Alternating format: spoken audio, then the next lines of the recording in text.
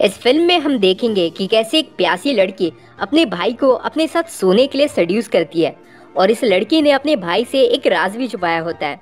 और ये राज क्या होता है हम इस वीडियो में देखेंगे। इस मूवी का नाम है नताशा और इसे IMDb पर रेटिंग मिली है 6.1।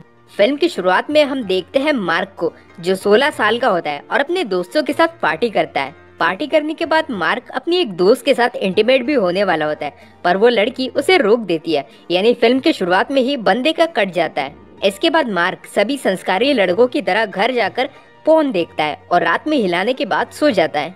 अगले दिन मार्क की मॉम उसे जगाती है और उसे बताती है कि उसके अंकल आज उन लोगों से मिलने आने वाले हैं। बाद में मार्क के अंकल अपनी होने वाली वाइफ जीना के साथ उनके घर पर आते हैं। जीना असल में रशिया से आती है। जब वो सब लोग एक साथ बैठकर लंच कर रहे होते हैं तब मार्क का ध्यान बार बार जीना के ब्रेस्ट पर ही जाता है। बाद में मार्क की सिस्टर मार्क को बताती है कि कैसे सबका ध्यान बार बार जीना के ब्रेस्ट पर ही जा रहा था। उसने आज बहुत रिवीलिंग कपड़े पहने थे, पता नहीं वो कैसे टाइप की औरत है।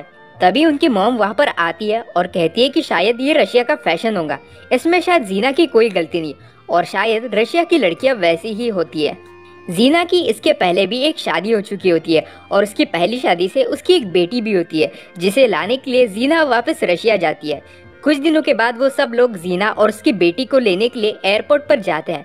वहाँ पर मार्क मिलता है जीना की बेटी नताशा से, जो 14 साल की होती है। कुछ दिनों के बाद मार्क के अंकल और जीना की शादी हो जाती है। तब मार्क बस नताशा को ही देखते रहता है। तब नताशा वहाँ पर बैठकर बोर हो जाती है। शादी के बाद सब लोग मार्क के घर में वापस जाते हैं। तब मार्क नताशा को अपना घर दिखाता है। मार्क उसे अपने रूम में लेकर जाता है। तब नताशा उससे पूछती है कि तुम अपने रूम में क्या क्या करते हो। मार्क उसे कहता है कि मैं तो बस यहाँ पर टीवी देखता हूँ और पढ़ाई करता हूँ। तब नताशा उससे पूछती है कि क्या तुम अपने रूम में किसी लड़की के साथ कभी सोए नहीं हो। तब मार्क ये सुनकर चौंक जाता है और पूछता है कि तुम तो बस 14 साल की हो, तुम ये बातें कैसे कर सकती हो, क्या तुम्हें शर्म नहीं आती। तब नताशा कहती है कि मुझे कोई फर्क नहीं पड़ता क्योंकि मैंने अब तक 100 बार कर चुका है और अगर तुम चाहो तो मैं तुम्हारे साथ भी कर सकती हूँ। मार्क उसे कहता है कि हम लोग अब कजिन्स हैं और मेरे अंकल ने तुम्हारी मॉम से शादी कर ली है। तब नताशा कहती है कि मेरी मॉम बहुत घटिया औरत है, वो बहुत से आदमियों के साथ कर चुकी है और मैंने उसे बहुत से आदमियों के साथ करते हुए देखा भी है। मार्क इस पर कुछ नहीं कहता और नताशा बस उसे देखकर हंसने लगती है। कुछ दिनों के बाद मार्क की मॉम उसे कहती है कि तुम्हें नताशा का ध्यान रखना होगा। वो इस देश में पहली बार आई है और यहीं पर अपनी पूरी जिंदगी बिताने वाली है। यहाँ पर उसका कोई दोस्त भी नहीं है, इसलिए तुम उसके साथ टाइम स्पेंड करो और वैसे भी वो तुम्हारी कजन है। अगले दिन मार्क नताशा के घर पर जाता है, जहाँ पर जीना उसे बैठने के लिए कहती है और उसके साथ बातें करती है और उसे बताती है कि नताशा बहुत अलग लड़की है, वो हमेशा अकेले रहती है, इसलिए अगर नताशा उससे गुस्सा हो जाए तो मार्क को बुरा नहीं मानना चाहिए। इसके बाद जीना नताशा को बुलाती है पर उनके बीच किसी बात का झगड़ा चल रहा होता है, इसलिए नताशा गुस्से में वहाँ से चली जाती है। तब मार्क भी उसके पीछे जाता है। बाहर में नताशा मार्क को बताती है कि वो अपनी मॉम की तरफ देखना भी नहीं चाहती। वो अपनी मॉम से बहुत नफरत करती है। उसकी मॉम ने उसे यहाँ पर लाकर उसकी लाइफ बर्बाद कर दी है। इसके बाद मार्क उसे अपने दोस्त रूफस के घर में लेकर जाता है और उससे मिलने के बाद नताशा बस उसी के बारे में पूछती रहती है। तब मार्क नताशा को बताता है कि रूफस अकेला रहता है क्योंकि उसके पेरेंट्स दूसरे देश में घूमने गए हैं। इसके बाद वो लोग एक साथ लंच करते हैं और म्यूजिक भी सुनते हैं। मार्क नताशा को उसके घर तक छोड़ देता है और नताशा उससे कहती है कि कल मैं तुम्हारे घर आऊंगी। फिर हम देखते हैं कि अगले दिन नताशा मार्क से मिलने पहुंच जाती है। वो लोग कुछ देर बैठकर बातें करते हैं और मार्क उसे बताता है कि वो कौन सी बुक पढ़ रहा है। इसके बाद वो लोग साइकिलिंग करने बाहर जाते हैं। फिर हम देखते हैं कि मार्क अपने दोस्तों के साथ मिलकर मैरिजुआना यानी कि गांजा बेचता है और इस बारे में नताशा को पता चल जाता है और वो उससे पूछती है कि क्या मैं भी थोड़ा सा मैरिजुआना स्मोक कर सकती हूँ। अगले दिन नताशा फिर से उसके घर पर जाती है। तब मार्क उसके लिए थोड़ी सी वीड लेकर आता है और पहले वो खुद स्मोक करता है और फिर नताशा को भी अपने साथ स्मोक करवाता है। फिर नताशा मार्क की परमिशन को लेकर उसके लैपटॉप को शुरू करती है, पर तभी लैपटॉप में अचानक से पॉर्न वीडियो शुरू हो जाती है जो मार्क बंद करना भूल गया था और ये देखकर नताशा को बड़ा मजा आता है। तभी नताशा लैपटॉप को लेकर मार्क के पास आती है और उसे कहती है कि मैं तुम्हें कुछ दिखाना चाहती हूँ।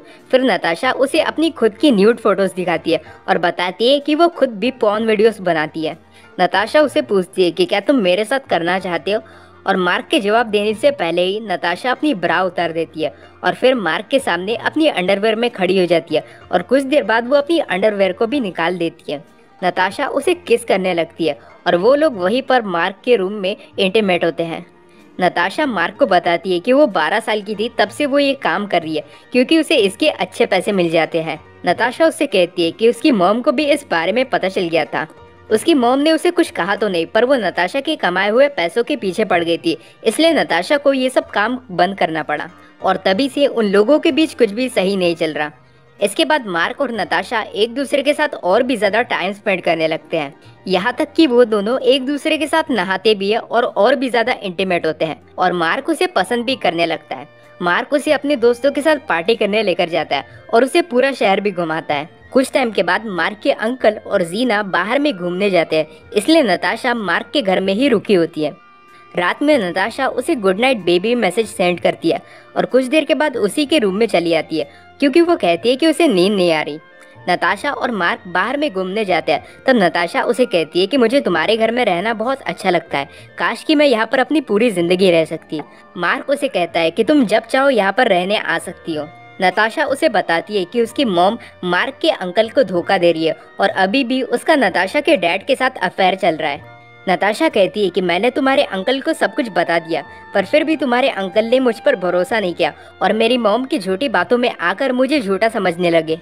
इसके बाद जीना और मार्क के अंकल वापस आ जाते हैं और नताशा को अपने साथ चलने कहते हैं, पर नताशा उनके साथ नहीं जाती और कहती है कि मुझे यहीं पर रहना है, मुझे यहाँ अच्छा लगता है। तब जीना उससे कहती है कि मुझे पता है कि तुम्हें ये जगह क्यों पसंद है और मुझे ये भी पता है कि तुम इस लड़के के साथ क्या क्या करती हो। ये सुनते बराबर नताशा को बहुत गुस्सा आता है और वो जीना को मारने लगती है, मगर मार्क के डैड उसे रोक देते हैं। फिर नताशा को जीना के साथ वापस जाना ही पड़ता है। अगले दिन मार्क उससे मिलने जाता है, तब जीना उसे कहती है कि इसमें तुम्हारी कोई गलती नहीं, ये सब नताशा की गलती है, वो तो जवान आदमियों के साथ भी सोती है और तुम तो बस अभी छोटे बच्चे हो। जीना मार्क को कहती है कि तुम यहाँ से चले जाओ और उसे नताशा से मिलने भी नहीं देती है और दरवाजा बंद कर देती है। कुछ टाइम के बाद नताशा देर रात को मार्क के घर में अपना पूरा सामान लेकर पहुंच जाती है और उससे कहती है कि वो फ्लोरिडा के लिए निकलने वाली है और क्या मार्क भी उसके साथ चलना चाहेगा। नताशा कहती है कि जीना और मार्क के अंकल की बीच की शादी टूट चुकी है, मेरी मॉम ने तुम्हारे अंकल को छोड़ दिया है और ये सब मेरी वजह से हुआ है क्योंकि मैं जानबूझकर तुम्हारे अंकल के साथ सोई थी ताकि उन दोनों के बीच झगड़ा हो जाए और वो लोग एक दूसरे से अलग हो जाए, क्योंकि मैं अपनी मॉम के हाथों तुम्हारे अंकल की लाइफ को बर्बाद होते नहीं देखना चाहती थी। उसकी बातें पूरी होने के बाद मार्क उसे अपने घर में लेकर जाता है और उसे रात भर वहाँ पर रुकने देता है। सुबह होते बराबर मार्क उसे अपने बचाए हुए पैसे देता है ताकि वो अच्छे से जा सके। फिर नताशा सुबह सुबह ही अपना सामान लेकर वहाँ से चली जाती है। मार्क की फैमिली के लोग परेशान हो रहे होते हैं कि कैसे उसके अंकल ने अचानक से अपनी शादी तोड़ दी, क्योंकि उन लोगों को सच बात का कुछ पता ही नहीं होता और मार्क भी उन्हें कुछ नहीं बताता। मार्क का दोस्त रूफस उसे बार बार कॉल करता है पर मार्क उसके कॉल उठाता ही नहीं। कुछ दिनों के बाद मार्क अपने दोस्त रूफस के घर पर जाता है और देखता है कि नताशा उसके दोस्त के घर में ही रहने चली गई है। रूफस उससे कहता है कि मैंने तुम्हें यही बताने के लिए कितने बार कॉल किया पर तुमने मेरा कॉल उठाया ही नहीं। रूफस उससे कहता है कि नताशा मेरे पास सेफ रहेंगी। तभी नताशा वहाँ पर आती है और मार्क को गुस्से से देखती है। तब मार्क गुस्सा होकर वहाँ से चला जाता है और अपने घर वापस लौट जाता है, क्योंकि वो समझ जाता है कि उसका फिर एक बार कट चुका है। और ये फिल्म यहीं पर एंड हो जाती है।